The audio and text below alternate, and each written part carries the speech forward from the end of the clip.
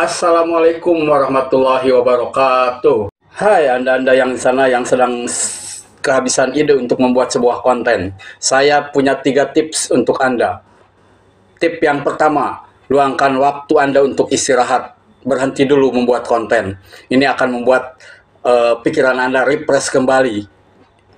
Saya pernah 7 bulan pakem ya, karena tidak adil sama sekali.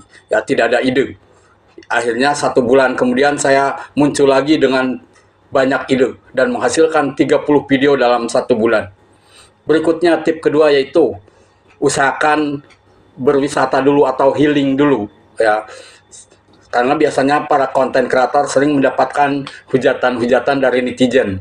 Nah, ini perlu untuk pengobatan psikologis. Silakan Anda berlibur kemana saja. Yang berikutnya, tip yang ketiga yaitu mainkan eksplorasi fitur.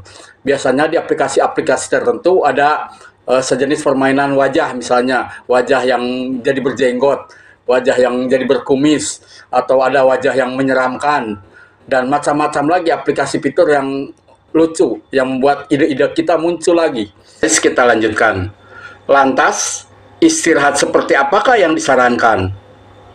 Istirahat atau pola tidur yang baik dan cukup sangat mempengaruhi kesehatan seseorang. Dengan tidur di jam-jam istirahat, maka akan membantu sel-sel tubuh dalam mengembalikan kebugaran atau pemulihan. Bahkan sangat membantu proses kesembuhan sebuah penyakit. Orang banyak menganggap bahwa tidur yang lelap atau tidur yang banyak, tidur yang lama itu bakal menimbulkan kesehatan yang paripurna. Padahal sebenarnya bukan begitu ya. Jadi tidur yang baik itu tidur yang sesuai dengan jam-jam istirahat, sehingga memberi kesempatan untuk tubuh kita memulihkan sel-sel atau mengembalikan energi-energi yang positif. Selanjutnya tadi yang kedua. Nah, jadi apa sih fungsinya sebenarnya healing itu sendiri? Sebenarnya fungsi healing itu ada 4. Nah, kita bahas satu persatu. Yang nomor 1 adalah membuat kita lebih bijak dalam mengambil keputusan. Biasanya orang yang telah melakukan healing ya, dia akan menjalani hidup dengan tenang, terutama ketika tengah mengambil keputusan. Nah, atau tindakan yang akan diperbuat. Kebanyakan orang melakukan healing adalah karena perasaan beban hidup yang berat, sehingga mempengaruhi pola pikir. Nah, setelah upaya pemulihan beban mental ini, niscaya kita akan merasa plong. Dan ketika diajak berunding untuk suatu hal, diri kita akan lebih mantap, ya, alias pengambilan keputusan tersebut akan lebih bijak, ya, dan tidak ada beban pada diri kita.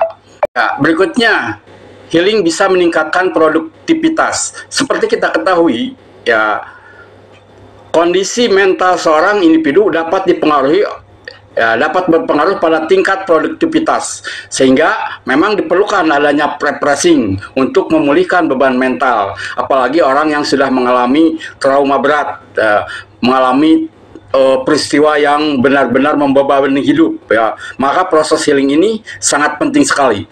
Biasanya orang yang melakukan healing, dia merasa percaya dan bisa maksimal dalam tingkat produktivitasnya. Manfaat berikutnya yaitu yang ketiga, yaitu manfaat dari healing, yaitu menjadikan hidup manusia lebih bermakna.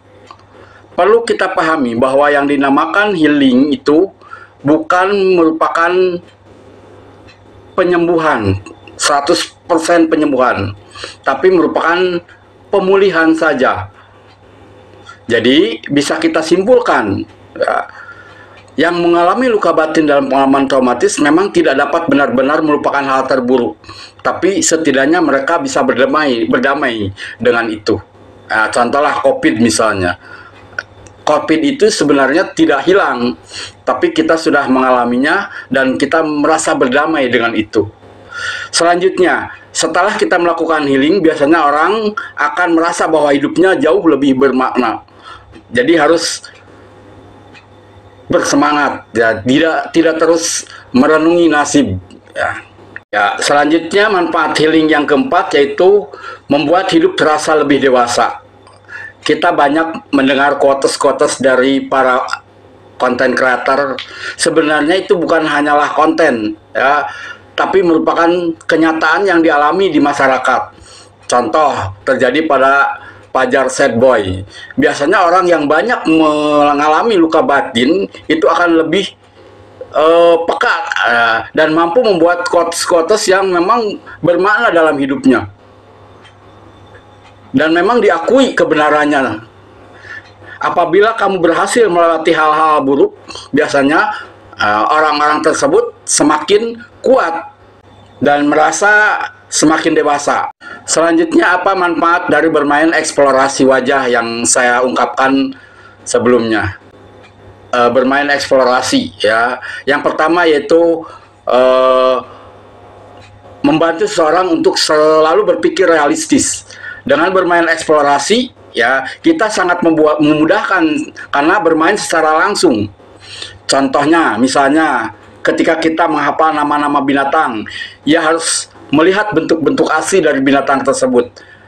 Dan juga ketika kita bermain akan memainkan mainan berdasarkan fungsinya. Contoh seperti mobil-mobilan yang dinaikkan dan sebagainya. Jadi seolah-olah kita mengalami langsung. Berikutnya, ya, kita akan terbiasa merangsang imajinasi. Dengan memainkan permainan eksplorasi, imajinasi kita itu selalu diberi stimulus, ya, sehingga akan selalu terangsang. Orang yang sudah terangsang imajinasinya, maka pikirannya pun akan semakin cerdas, juga akan semakin peka terhadap lingkungan. Nah, itulah mungkin yang dapat saya sampaikan untuk kesempatan kali ini. Mudah-mudahan bermanfaat. Jangan lupa like, komen, dan subscribe. Iherstea.